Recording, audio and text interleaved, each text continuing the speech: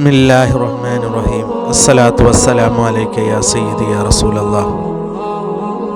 ആദരവായ റസൂൽ സല്ലല്ലാഹു അലൈഹി വസല്ലമയ്ക്ക് അവിടുന്ന് സിഹർ ബാധിച്ചപ്പോൾ ജിബ്രീൽ അലൈഹിസ്സലാം അവിടെ വന്ന് അള്ളാഹു വഹി നൽകുകയാണ്.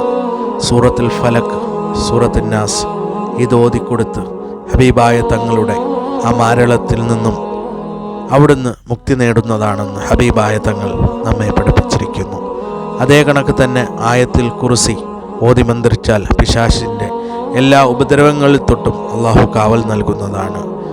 അതേ കണക്ക് തന്നെ നമ്മുടെ റിസ്ക്കിന് വേണ്ടി യാ റസാഖ് യാ ഫത്താഹു എന്നുള്ള ദിക്ർ, വിശാലത കൂട്ടുന്നവനെ, റിസ്ക് നൽകുന്നവനെ, വഴികൾ തുറക്കപ്പെടുന്നവനെ എന്നുള്ള അർത്ഥമുള്ള ആ മഹത്വമേറിയ 2 ദിക്റുകൾ ധാരാളം ചൊല്ലിക്കൊണ്ട് ഹബീബായ തങ്ങളിലേക്ക് സ്വലാത്തുകൾ ചൊല്ലിക്കൊണ്ട്, സ്വലാത്ത് ചൊല്ലിയാൽ 10 ഗുണം കിട്ടുമെന്ന് അള്ളാഹിൻ്റെ റസൂൽ തന്നെ നമ്മെ പഠിപ്പിച്ചിട്ടുണ്ട്.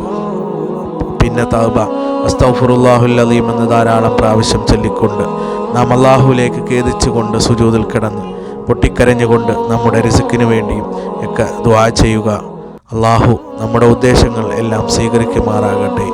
അതേ കണക്ക് തന്നെ പാവപ്പെട്ടവർക്ക് നമ്മുടെ കച്ചവടത്തിൽ കിട്ടുന്ന ദിവസവും 10 രൂപയാകട്ടെ നാം ദാനധർമ്മങ്ങൾ കൊടുക്കുമ്പോൾ ആ സമ്പത്തിന് നല്ല വൃത്തിയുള്ളതും ശുദ്ധിയുള്ളതുമാകും. അള്ളാഹു നമ്മുടെ റിസ്ക്കൊക്കെ ധാരാളം വർദ്ധിക്കുവാൻ കാരണമാകും. സദക്ക നമ്മുടെ ബലാ മുസീബത്തുകളൊക്കെ നീങ്ങുമെന്നല്ലേ. തീർച്ചയായും നാം ഇത് ചെയ്തു കഴിഞ്ഞാൽ നമ്മുടെ വീട്ടിലുള്ള എല്ലാ ഇടങ്ങേറുകളും മാറുന്നതാണ്. ഇൻഷാ അല്ലാഹ് എല്ലാവരും പതിവാക്കുക.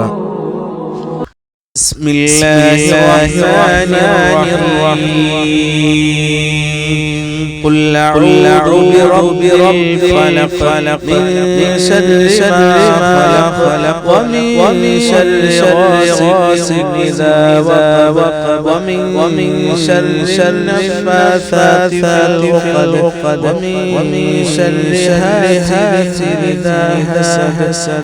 بسم الله الرحمن الرحيم. قل أعوذ برب الناس ملك الناس إله الناس من شر الوسواس الناس الذي يوسوس في صدور الناس من الجنة والناس.